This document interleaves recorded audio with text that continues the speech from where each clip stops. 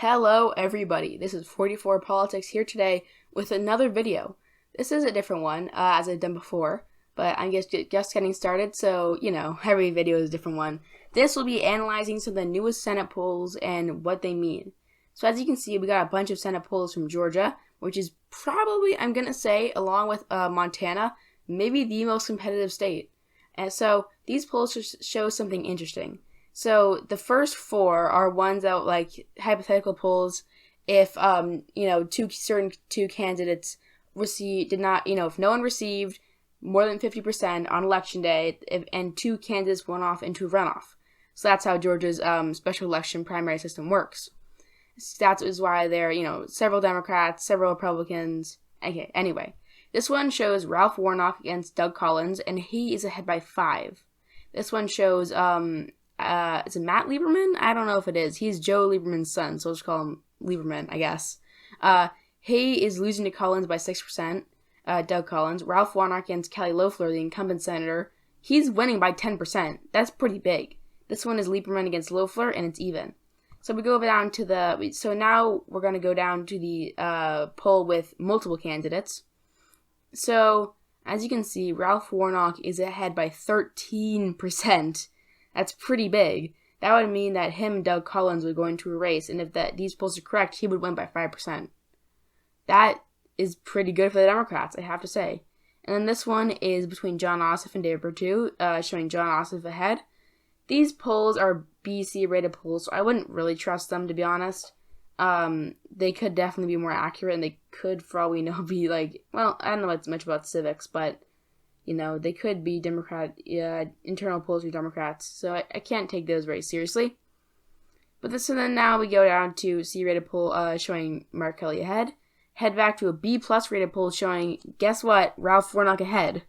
And he in second place is Kelly Loeffler, so that could mean that, another matchup like this. So that's pretty interesting. If these polls are correct, that means that Georgia's special Senate election could be a good Democratic, good one for the Democrats. And here is Jon Ossoff ahead of David Perdue by 1. Here's MJ Hagar losing to John Cornyn by 10. Cal Cunningham ahead of Tom Tillis by 6. And Jeanne Shaheen ahead of, I don't know this guy's name, but her Republican opponent by 19%. So let me go back. This is kind of bad news for Democrats, but John James and Gary Peters are tied. It's also from a C- group, so I wouldn't trust them. But B+ shows the Minnesota election. It is their I'm sorry everyone, I'm forgetting people's names, but I want to say Tina Smith. Yeah, Tina Smith is ahead by her opponent by 8%. This one shows Dan Sullivan ahead of Al Gross by 1%. And this one shows Cal Cunningham ahead by 1%. Then we go back, and here's a really, really interesting one. Lindsey Graham only ahead by Jaime Harrison by 1%. 1%, everyone. That's close, and this should be a safe state for Graham. But this is an internal poll, I believe, showing Jaime Harrison ahead by 2%. I wouldn't trust it. I don't think it's accurate, to be honest. A+ polls showing Gary Peters ahead by 5. So if these polls are correct, the Senate could look something like this. So I'm just going to fill out the Democratic states, or states that would go Democratic. So we go, these states, including North Carolina, Georgia, and I'm going to include Maine and Iowa because I think those ones are Democratic states. Go through these safe states in like the Northeast. That gives Democrats 52, and then Virginia, 53. 53 seats. They wouldn't even need Montana, Kansas, Alaska. They wouldn't need any of those states. That's a solid majority. That's what the Republicans have now. So you see, like, the Republicans could win in, all these states. Yeah, and, wow. They would only have 47. The Democrats would be in charge. They could do practically whatever they want. Or maybe not, because of, they wouldn't be able to do whatever they want.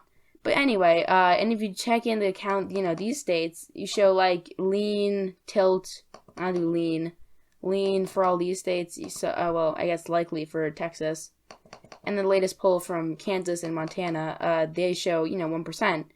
The map looks something like this. And, I mean, if Ralph Warnock does win by that much, that's, likely. So, and then, so the race could end up looking something like this. So yeah, this could be the final Senate map. And I'm going to make Kentucky a little lighter because I think that's going to be closer, and so is Alabama. I'll move Kentucky into the likely column. Yeah, so I think the race is going to be something like this. It might very well turn out to be something like this. I think that it's probably going to be tilt in Iowa and Maine, and as well as, all the rest of these states, and be very close. It'd be tilt most of these states anyway, but, this is very interesting, everyone. As you can see, the Democrats would take a 6-seat majority, showing that's a handy win, along with Joe Biden in the White House.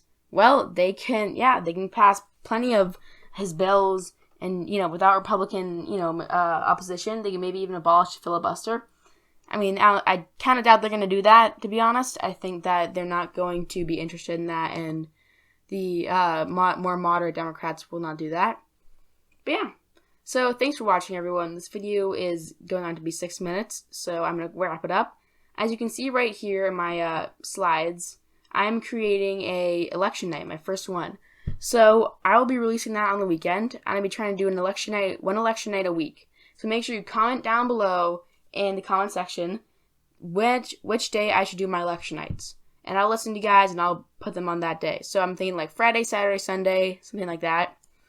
And then as well, like the video. And yeah, as I said before, comment. And I'll see you guys next time. Goodbye.